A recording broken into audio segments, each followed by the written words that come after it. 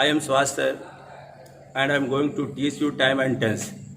This is the beginning point of grammar. Mostly students face very problem in translation, but I promise you, I will try to enhance your knowledge and I will try some formula, and after studying it, you will feel very zeal and you will know how to translate into English. That would be very easy point for you. The first point I will teach you today, time and tense. Time and tense. As you know, time and tense plays an important role in translation. If you have complete knowledge of time and tense, I am sure you can do everything in English. As you know, English is very important for you, and if you want to do something in your career, you will have to knowledge of English completely. So, my dear friends, in time and tense, there are mainly three tenses. मुख्य रूप से तीन tense होते हैं. That is present tense, present tense. Second, past tense. Third, future tense.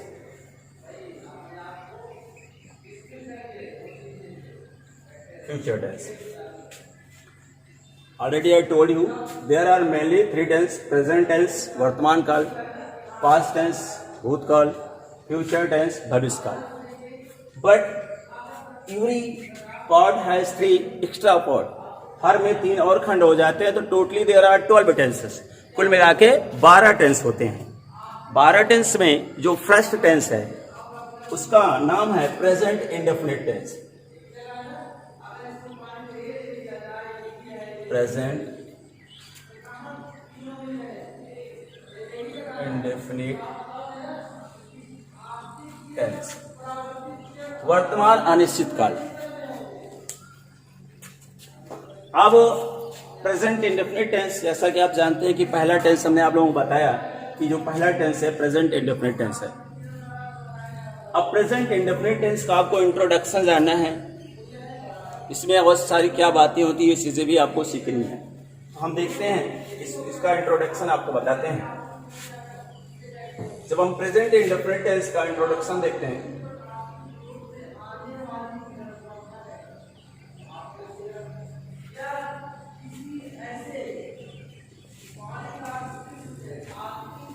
Introduction, इसका परिचय.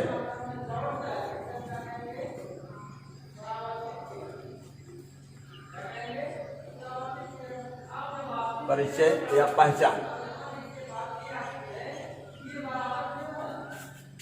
तो आपको प्रेजेंट इंडेफिनिट टेंस समझने के लिए, सीखने के लिए इसकी पहचान, इसका परिचय क्या, इसमें कौन कौन सी बातें आपको नॉलेज में अपनी रखनी है, ये बहुत इंपॉर्टेंट होता है. तो इसमें जो पहला पॉइंट होता है, जो पहला पॉइंट है, जैसा आप जानते हैं, जब किसी हिंदी वाक्य में क्रिया के अंत में ता, ही, ते के बाद हैं, हूं, हूं आज शब्द आए तो वहां पर प्रेजेंट इंडेफिनिट टेंस होता है.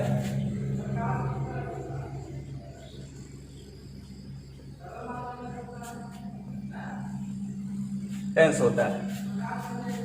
ये पहला पॉइंट है जो आपको इसकी पहचान बताता है. जैसे हिंदी वाक्य कहीं लिखा हो तो after seeing how can you जज that is present indefinite tense, past indefinite tense और अदर. तो you have to know the first point. Already I told you, जब किसी हिंदी वाक्य में क्रिया के अंत में त, ती, ते के बाद है, हूं, आदि शब्द आए तो वहां पर प्रेजेंट इंडेफिनिट टेंस होता है. सेकेंड पॉइंट है, इसके ऑक्सिलरी वर्ब हमको जानना है, इसके हेल्पिंग वर्ब हमको जानना है. दूसरा पॉइंट है, इस टेंस की सहायक क्रिया. जिसको हम एक्सिलरी वर्ब या हेल्पिंग वर्ब के नाम से जानते हैं।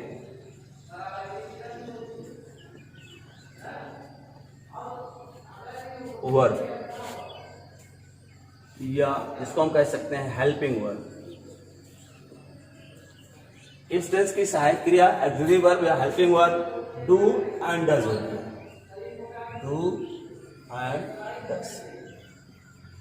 That is the second point of present individual tense. Now you have to know with whom we have to use do and with whom we have to use does. हमको ये जानना है कि किसके साथ do लगाना है, किसके साथ does लगाना है, तो ये आपको समझना है। थर्ड पॉइंट है I, we, you, they and plural subject के साथ डू का प्रयोग करना है।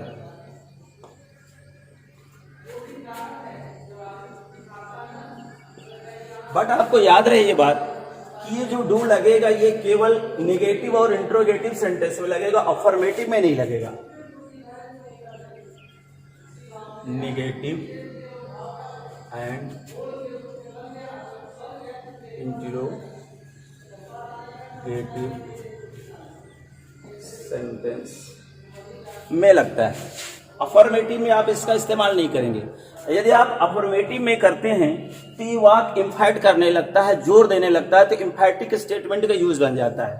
तो आपको ये बात याद रखनी है कि डू और डज प्रेजेंट इंडेफिनिट टेंस में, निगेटिव सेंटेंस में या इंट्रोगेटिव सेंटेंस में ही करना है।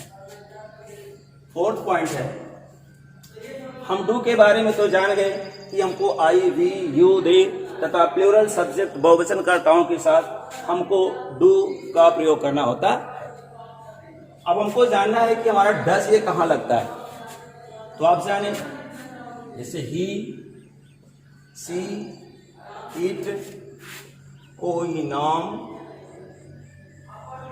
तथा एक वचन कर्ताओं के साथ डज का प्रयोग किया जाता है।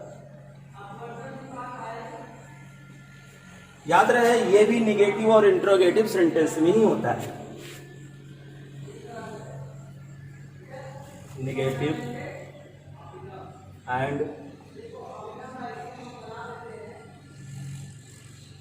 Interrogative sentence.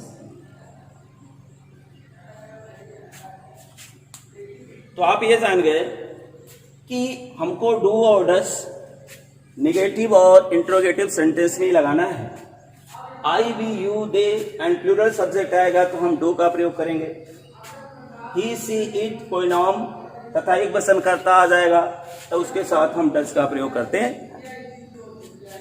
अब हमारा जो फिफ्थ पॉइंट है उस पर हम नजर रखते हैं। फिफ्थ पॉइंट हम अपना देखते हैं।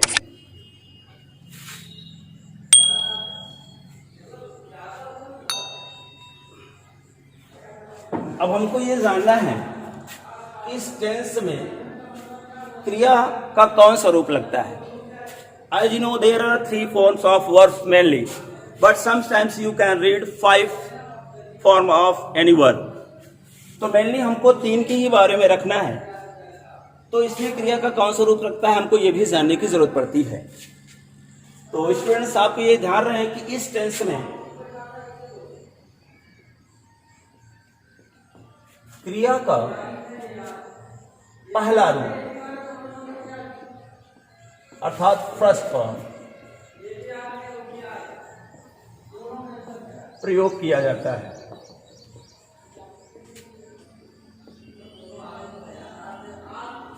तो बड़ा ही इजी है। हमने बताया कि आप लोगों को मेनली 3 प्रकार के जो वर्ब होते हैं, जो फॉर्म्स होते हैं, उसको याद रखना है। और इस टेंस में जो प्रेजेंट इंडेफिनिट टेंस आप लोग कोशिश कर रहे हो सीखने के लिए, इसमें क्रिया का पहला ही रूप फर्स्ट फॉर्म प्रयोग किया जाता है। अभी बारी जाती है इसमें हमको जो 6 पॉइंट है याद रखने की जरूरत है प्रेजेंट इंडेफिनिट टेंस में। इसमें वर्ब में एस या ईएस का भी प्रयोग होता है। तो एस या ईएस का प्रयोग होता है तो आपको यह जानना है कि हमको कब और किस परिस्थिति में यस लगाना है, कब ईएस लगाना है। ये हमारा मेन क्वेश्चन रेज हो जाता है। तो इसके लिए हम आपको 6 पॉइंट जो बता रहे हैं उस पर नजर रखिएगा। इसलिए याद रखना है कि इस टेंस में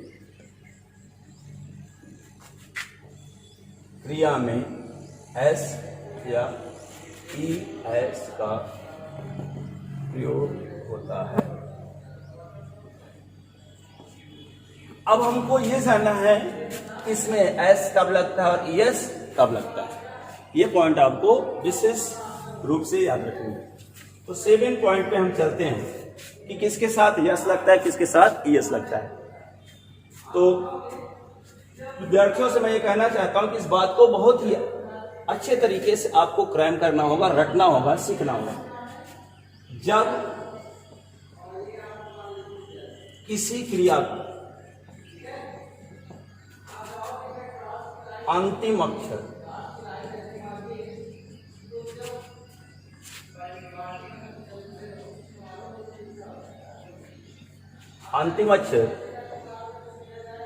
S H C H double S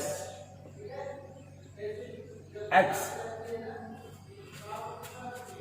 या किसी स्वर में समाप्त होता हो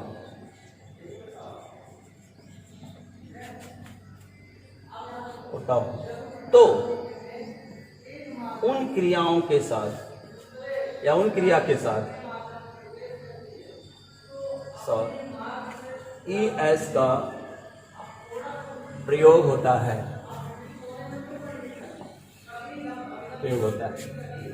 तो आपको ये मालूम हुआ कि जब किसी क्रिया का अंतिम अक्षर S H C H double S X या किसी स्वर जैसे ए ई आई ओ यू में समाप्त हो तो उन क्रियाओं के साथ हमको ई एस का प्रयोग करना होता है और बाकी सभी के साथ एस का प्रयोग किया जाता है। और बाकी सभी के साथ एस का प्रयोग किया जाता है। अब आप ये जान गए किसमें क्रिया में एस या एस का प्रयोग होता है, किसके साथ होता है, किसके साथ नहीं होता है। आप ये समझे कि जब किसी क्रिया का अंतिम अक्षर S S C S double S X या किसी स्वर में समाप्त होता है तो उन क्रिया के साथ एस का प्रयोग होता है और बाकी सभी के साथ एस का प्रयोग होता है। ये पॉइंट आप जान गए। But my dear students, you are not free to use S or ES with all kinds of subjects. There are some banned for you. आपके लिए थोड़ा से प्रॉब्लम हो, थोड़ा से प्रतिबंध है। आप इतने नहीं स्वतंत्र हो कि आप जहां चाहे यस लगा दो, जहां चाहे ES लगा दो। ये सब कर्ताओं के साथ नहीं हो सकता है। कुछ ऐसे हमारे पास सब्जेक्ट होते हैं जो प्रेजेंट टेंस में होते हुए भी, इनमें समाप्ति होते हुए भी, जैसे स्वर में समाप्त हो या S S C S double S X में समाप्त हो, फिर भी वो ऐसे इसका ग्रहण नहीं कर पाते हैं। तो आपको ये बातें याद रखनी है कि फिर किसके साथ हम लगाएंगे, ये मेन मुद्दा भी आ जाता है। Thank you for watching this video.